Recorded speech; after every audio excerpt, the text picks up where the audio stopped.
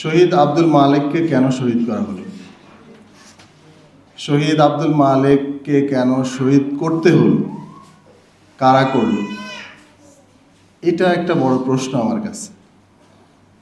তো আমি ইতিহাসের শিক্ষার্থী হিসেবে যখন ইতিহাস থেকে দেখার চেষ্টা করি যে শহীদ আব্দুল মালেককে কেন হত্যা করতে হলো তাদেরকে, সেই প্রেক্ষাপট দেখতে গিয়ে আমার যে আন্ডারস্ট্যান্ডিং সেটা হচ্ছে শহীদ আব্দুল মালেক এই জাতির জন্য এমন একটা শিক্ষা ব্যবস্থার কথা বলছেন যেই শিক্ষা ব্যবস্থার সাথে এ দেশের অধিকাংশ মানুষের রুট থাকবে, কানেকশান থাকবে, যে কানেকশানটা কেটে দিয়েছে ব্রিটিশরা।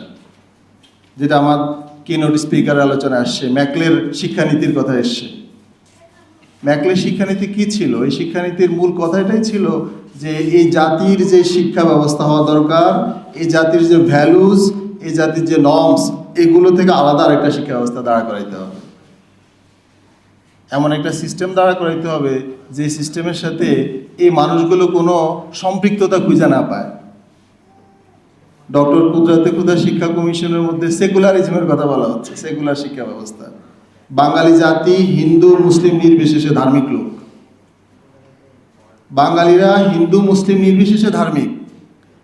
এই ধর্মপরায়ণ একটা জাতিগোষ্ঠীকে রুটলেস করে দেওয়া হলো সেকুলার শিক্ষা ব্যবস্থা দিয়ে। আমি প্রফেসর আব্দুল আল মাসুম স্যারের একটা চমৎকার বই লিখেছেন, এশিয়া, আমাদের বাংলা একাডেমি থেকে বের হয়েছে, ব্রিটিশ আমলে মুসলমানদের শিক্ষা ব্যবস্থা নিয়ে লিখেছেন। তিনি ওই বইয়ের প্রেক্ষাপট লিখতে যে মুসলিম আমলে বাংলা এত সমৃদ্ধশালী একটা রাষ্ট্র বা একটা সমাজ তৈরি কেমনে করতে পারলো, সেখানকার শিক্ষার অ্যাসেন্সটা কী ছিল, 4টা মৌলিক পয়েন্ট তিনি লিখেছেন। 1 নম্বর বলেছেন, শিক্ষা সম্পর্কে মুসলিম আমলে মুসলমানদের যে 550 বছর একটানা Muslim period before East India company, এই 550 বছরের মুসলিম পিরিয়ডটাকে আমরা বলি যেটা হচ্ছে সোনালী যুগ। আমাদের যে ইতিহাস মুছে দেওয়ার চেষ্টা করা হয়েছে, মনে হচ্ছিল যেন 47-এর আগের আমাদের কোনো ইতিহাস নেই। সেই সোনালী যুগ যখন পৃথিবীর সেরা ইকোনমি হচ্ছে বাংলায়, মুঘলদের অর্থনীতির ব্যাপার বলা হয় যে around 24.3% of world GDP was in Mughal rulers, under Mughal rulers. আর সেই 24%, দ্যাট মিনস অ্যারাউন্ড 1/4, সে 1/4-এর অর্ধেক ছিল বাংলায়। আপনি দেখেন সারা দুনিয়ার তৎকালীন ইকোনমির 1/8 বাংলায় ছিল। সে বাংলার ইকোনমি যখন ব্রিটিশরা চলে যায়, মুঘলদের যে মুঘল তারা পেয়েছে 24%-এ, যাওয়ার সময় এরা অ্যারাউন্ড 2% করে দিয়ে যায়। এখন এই যে একটা সমৃদ্ধ ইকোনমি ডেভেলপ করেছে, উইদাউট এডুকেশন সিস্টেম এটা সম্ভব নয়। যেটা আমাদের কিনোট স্পিকার বলেছেন, পরে আমাদের হেদায়েতুল্লাহ স্যার বলেছেন যে আলাউদ্দিন হোসেন শাহ যে এডুকেশন সিস্টেম এখানে ডেভেলপ করেছেন সেটা ছিল এদেশের সমাজ, সভ্যতা, সংস্কৃতি, ভ্যালুজের সাথে রিলেটেড। আর সেই রিলেশনশিপ থাকার কারণেই বাংলার মুসলমানদের সামাজিক, অর্থনৈতিক, রাজনৈতিক সকল দিক থেকে উন্নয়ন হয়েছে। শিক্ষা যদি রুটলেস করে দেওয়া যায়, সে জাতি সামাজিকভাবে অধপতিত হবে, অর্থনৈতিকভাবে হবে, রাজনৈতিকভাবে হবে, সাংস্কৃতিকভাবে হবে। সে তো রুট খুঁজে পাচ্ছে না, সে তো হাত দিয়ে বেড়াচ্ছে যে আমার রুটটা কোথায়। ওয়েস্টার্ন রুট শিক্ষা পলিসি আমাদের এখানে দিয়ে দেওয়া হলো, আমরা সেটাই গ্রহণ করে নিলাম। তো এই প্রফেসর আব্দুল আল মাসুম স্যারের বইতে 5টা মৌলিক পয়েন্ট তিনি বলেছেন। জ্ঞান অর্জনকে ধর্মীয় অনুশাসন মানার মাধ্যম এবং আল্লাহর সন্তুষ্টি অর্জনের মাধ্যম মনে করা হতো মধ্যযুগে। দ্বিতীয় ছিল জ্ঞান অর্জনকে সামাজিক মর্যাদার সর্বোচ্চ মাপকাঠি হিসাবে গণ্য করা হতো। 3 হচ্ছে পার্থিব উন্নতির পথ উন্মুক্ত করা হতো জ্ঞান অর্জনের মাধ্যমে, এটা ছিল কমন ধারণা মানুষের। দেন সচ্ছল অভিভাবক যারা, এরা তার সন্তানদেরকে উচ্চতর পড়াশোনা করাইতেন। আর অভিজাত সম্পদশালী মানুষ তারা শিক্ষা প্রতিষ্ঠান তৈরির জন্য কাজ করতেন। এই 5টা বেসিক কথা তিনি বলেছেন। আর ব্রিটিশরা এসে এগুলোকে এই পর্যায়ে নিয়েছে যে উইলিয়াম হান্টারের যে রিপোর্ট আসছে, হান্টার যে রিপোর্ট দিয়েছে যে ইস্ট ইন্ডিয়া কোম্পানির শাসনের ৭৫ বছরের মাথার যেই স্টাডি ওনার, যেখানে একসময় বাংলার মুসলমানদের মধ্যে অসচ্ছল লোক খুঁজে পাওয়া যেত না, ৭৫ বছর পরে এসে এখন সচ্ছল লোক খুঁজে পাওয়া যাচ্ছে না। মুসলমানদের মধ্যে সচ্ছল নাই। আপনি যদি গরিব হন, আপনি পড়াবেন কীভাবে? আপনি তো খাবার নিয়ে টেনশনে আসছেন। আপনি যদি অর্থনৈতিকভাবে সামর্থ্যবান না হন, আপনি ঢাকা বিশ্ববিদ্যালয়ে আপনার সন্তান চান্স পাওয়ার পরে ভর্তি করাতে পারবেন না। আমি জগন্নাথ বিশ্ববিদ্যালয়ে অনেক শিক্ষার্থী পেয়েছি যারা টাকার অভাবে ভর্তি হতে পারে নাই। আমরা শিক্ষকরা চাঁদা দিয়ে তাকে ভর্তি করেছি। একদম রেগুলার হচ্ছে এখন। ফর্ম ফিল আপ করতে পারে না, তার খাওয়া দাওয়ার হিসাব সে করতে পারে না, মানে সমস্যার কোনো শেষ নাই। আমরা তো এত গরিব ছিলাম না, আমরা কেন এখন এত গরিব হয়ে গেলাম?